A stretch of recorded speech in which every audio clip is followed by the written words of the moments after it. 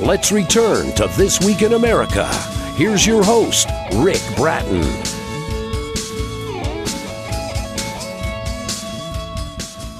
Welcome back, everybody. Coast to Coast, This Week in America. Fear, drama, suspense, and hope in the critically acclaimed historical novel Journey to the Promised Land. Escaping persecution in Russia, a family flees to safety through post-war ravaged Europe by award-winning author Dennis McLeod.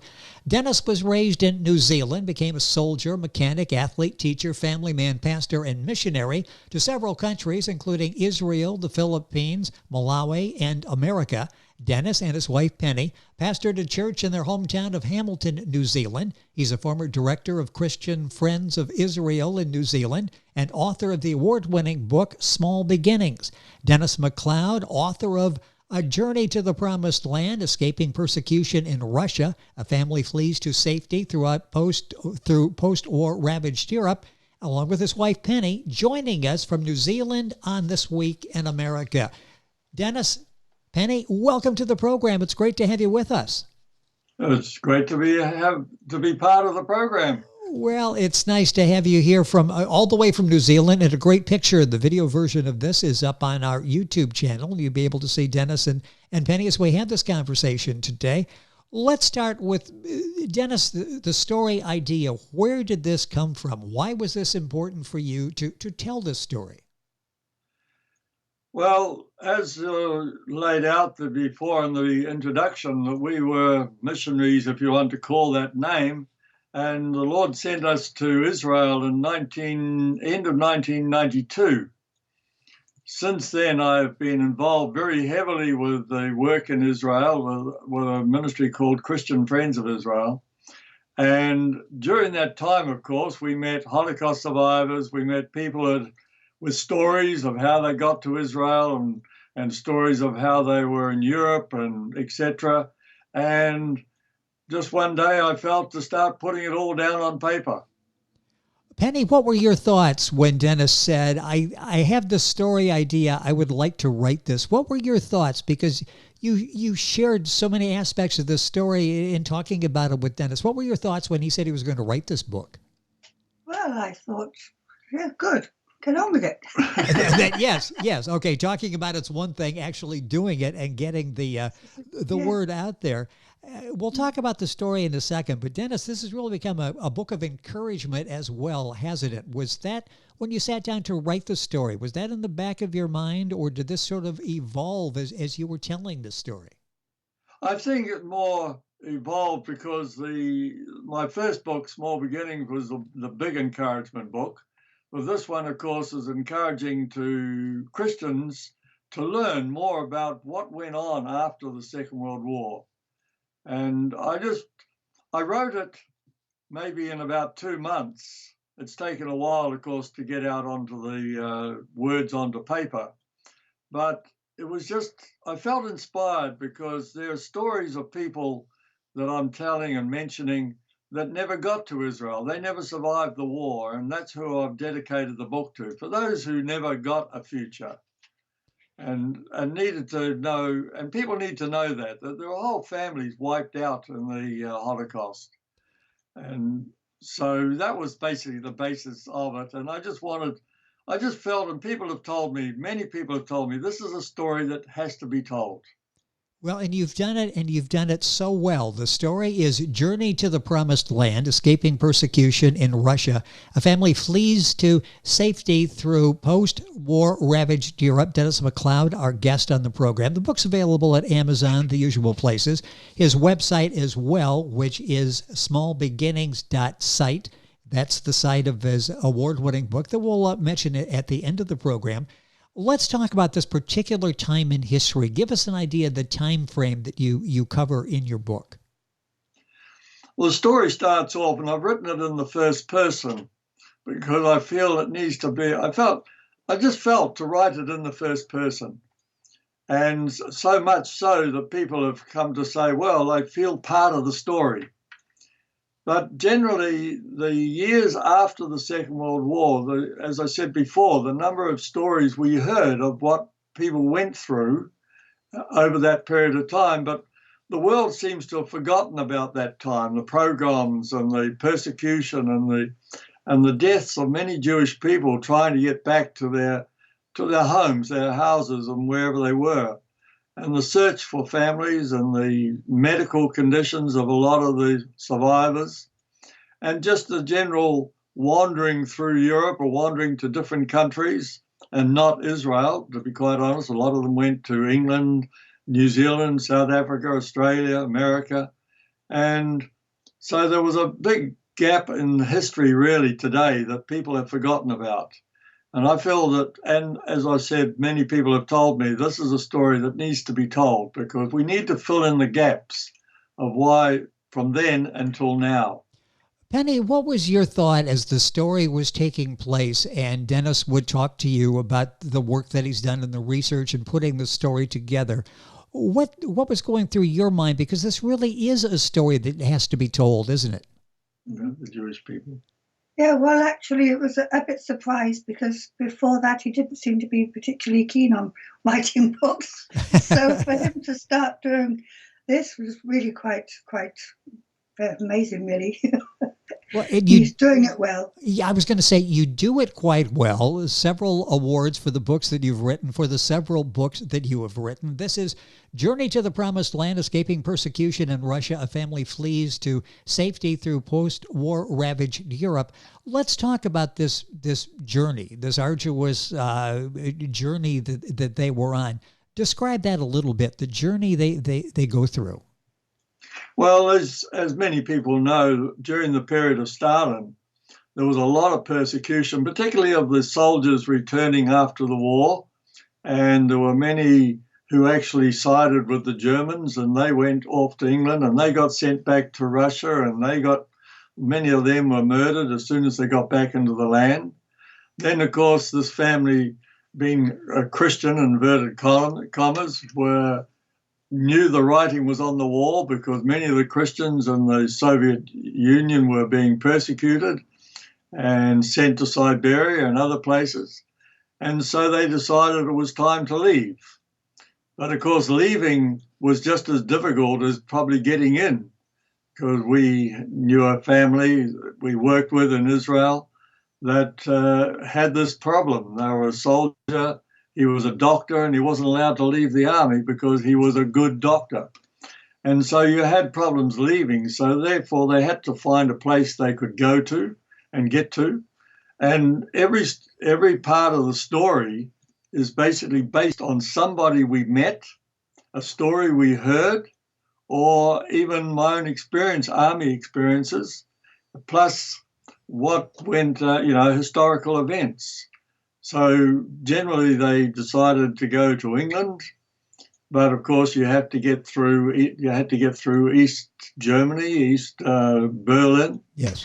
And so there were problems there as well. And so all along the way, but then they met people who were Holocaust survivors or families, and so generally you're just, he has said, I don't know how you managed to put it all into one story, so many events into one story, but it just seemed to flow. So we just give thanks to that. Well, you do an excellent job in doing that and telling this story. And let's talk about the process of doing that. These are true accounts that you heard, and then you went and put these sort of in fiction form to tell the story.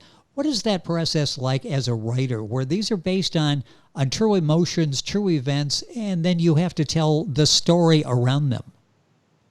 Yes, it is difficult. And of course, I really felt, well, being a Christian in the Lord, that this was a story that had to be written. But then I felt, you start to put in your own little bits and pieces. And of course, that sort of fills it out, but you've got to take some out and put some back in. And just generally follow a line. And the line is to understand what happened to the Jewish people after the Second World War. It was difficult. So, of course, I changed names and places because of obvious reasons. But generally, as I said before, all the people in this book, well, let's say 90% of the people in the book are based on true life characters and in some cases, real characters. Well, yes, yes. You find those as you read that. It's just it's so fascinating how you went about writing the story and the impact of the story. And it's hard to imagine how this family could survive and the emotions of what it's like to have to flee the only home you ever had. You capture that emotion. What do you think that was like? And can you imagine having to live through what they lived through? Well, we have actually experienced it in a way, because the Lord told us to give up everything in 1992. So we gave up home, house, jobs, money, family, and we left and went and served in Israel. And so we've experienced it to a degree ourselves, and probably in a lesser way, obviously, because we didn't have the forces around us that were persecuting. Yes.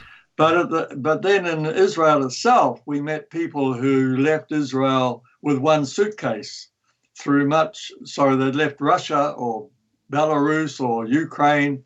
They left with just one suitcase, and they'd gone on holiday to Israel. But when they got there, they decided to make Aliyah, in other words, immigration.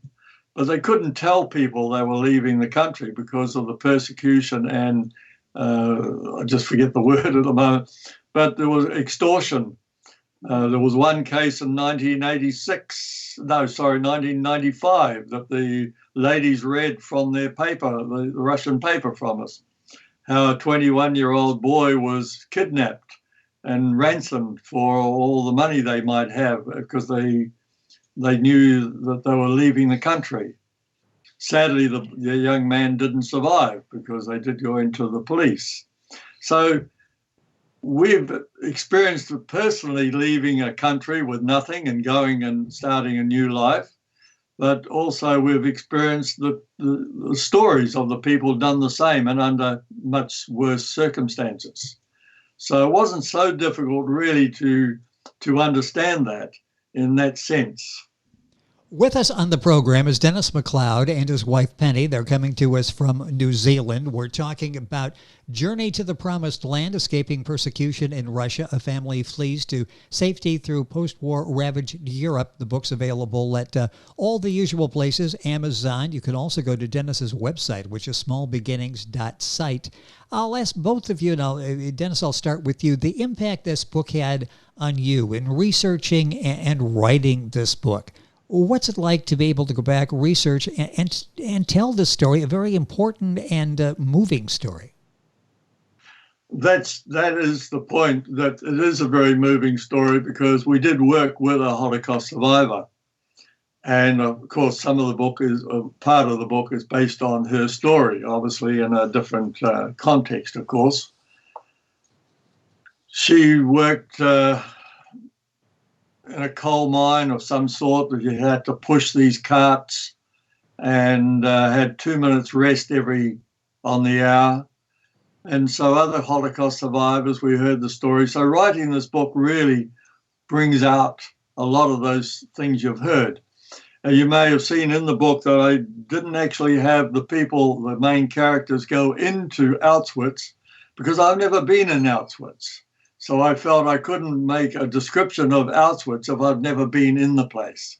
But I did have the people talk about it. And of course, being the age I am, I've seen many films, many documentaries, etc. on that place. And yes, it does stirs up feelings within you when you read about, I'd have to write about, people who have had medical experiments made on them, and many other things that you have learnt or heard and read about. And so it is a bit moving. And as I said, the friends here in New Zealand have said, yes, this is a story that needs to be told. Well, it's been told so well worldwide. Penny, from your standpoint, in reading the book as the book was progressing, in going back and looking at that story now, Penny, what are your thoughts on the book and this powerful message that everyone said needed to be shared, and now it's being shared out there? What has this process been like in writing the book and knowing that people will be reading and sharing the story? Well, I sort of left it all to Dennis. Yes, yes. Well, he did it all. I encourage him to do these things, but he's the one who does it. But my wife Penny here, she was in Bergen-Belsen. She went to Bergen-Belsen. Just to look. Yeah, to look. Yes. In the, 60s, 70s. And she said it was you could smell the death in the air and see the piles of dirt where it said so many were here and so many were there. Yes. So I called on that sort of experience and feelings as well when I was writing this. Well, you capture... Yes, I did do a lot of research. Yes. But I also, as I said, a lot of it is based on people I heard, so I didn't need to do that much. But at the same time, I learned things myself along the way. You have that balance where you take what we recall from history, what we read, the facts, and then you incorporate that with the people and the emotions and the feelings of the people, and that makes us feel like we're there and sort of experiencing to an extent what they were, because these people really come off the page in your book, Journey to the Promised Land. A couple minutes left in the program. This is an award-winning book, Small Beginnings, an award-winning book for you as well. I got just a couple minutes left here, but that's really a book of encouragement, isn't it? This is a book that a lot of people have relied on to get them through some difficult times in their own lives. Yes, Small Beginnings is exactly that. I wrote it as, first of all, as a recording for my children when we're no longer around. But it developed more than that. It developed in my travels where I've been, as you said, in America, Benin, Malawi, Zimbabwe, South Africa, Philippines. I've been ministering around the world, and just from what of my experience and my life experiences, I managed to put this book together, which has encouraged many people. In fact, it's I spoke to a man in a wheelchair who bought the book, and I said to him, "Have you read the book yet?" He says, "No, not yet." The next time I saw him, he says, "I've read it now." And I said, "Okay, how do you feel?" He says, "Now I've just got to put into practice what I read." And so but it's not a book telling people to do this, this, or this. It's just a book of experience, encouragement, how the Lord's worked from a boy like myself, who was a baby abandoned by my mother and forced to come and get me when I was, I don't know how old, I was less than a year, but she was forced to come and get me, and never really had a relationship with my mother all my life. In fact, she never, but that's another story. We don't need to go too deep into that because that's in the past. Well, yes, and it just, the time has gone by so quickly, and I hope we have a chance to talk about Small Beginnings. This is a book that has touched so many people in a positive way, basically worldwide, an award-winning book. And the book we're talking about will do the same. A powerful story, Journey to the Promised Land, escaping persecution in Russia. A family flees to safety through post-war ravaged Europe. Dennis McLeod is our guest on the program. Yep, he's holding up the book there, the award-winning book. And can I just say, yes. Can I just say it just got another award last week? I thought that was another sticker on there on the cover of the book. What award was this? The Best Book Awards finalist for the American Book Fest. .com. Very good. Isn't it nice to get recognition when you write something like this? In addition to knowing you are making a difference in lives, the fact that you're acknowledged for that and the work that you've done. Congratulations.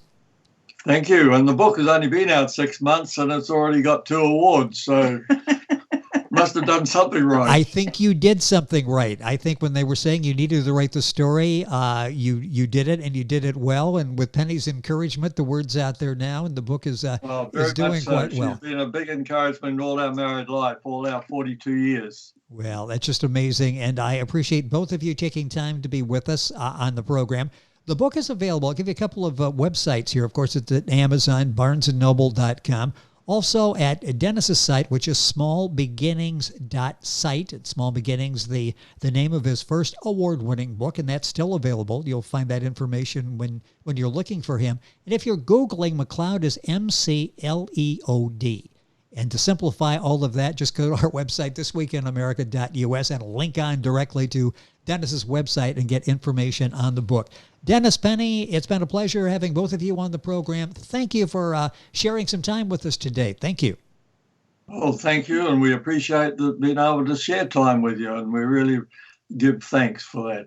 And Thank all you the very way much. You're a very good interview. You're welcome. And you're a very good author, and I appreciated having you on the program. And the Skype video, you got to check it out, because we get better Skype reception from New Zealand than we do from California. So it works out an excellent picture here. The book is Journey to the Promised Land. Information on our website, thisweekinamerica.us. And we're back on today's program after these messages. This Week in America is online. You can visit our website, thisweekinamerica.us. Scott Pinkerton, Associate Producer of This Week in America. Jay Anderson, Segment Producer. Ben Watson, Webmaster. Otto Bechet, Director of Engineering and TV Production. This Week in America produced and is a trademark of Blue Funk Broadcasting, LLC. For information on all of our guests and to listen to this week's show, our website again at thisweekinamerica.us. And I'm Sean Bratton, Executive Producer of This Week in America.